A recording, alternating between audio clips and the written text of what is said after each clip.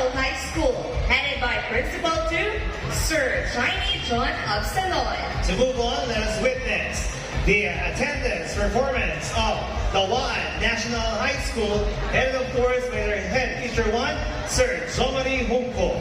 And please get ready, our last secondary school, Colonel Roberto Abellon National School.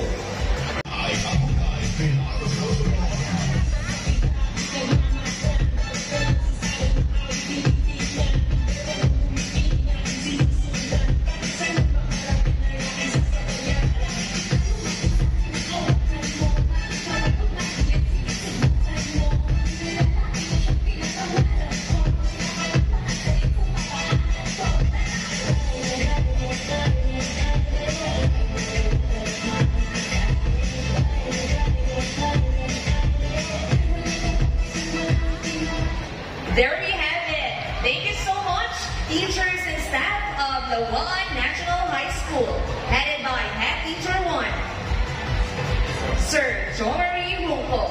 And now, our last performer from Colonel Roberto Abellon National School.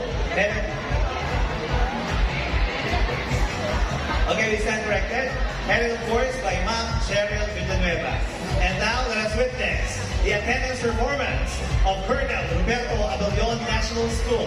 Headed, of course, by our head teacher 3, OIC, Office of the School Principal 2, Ma'am Jessica B. Casiano.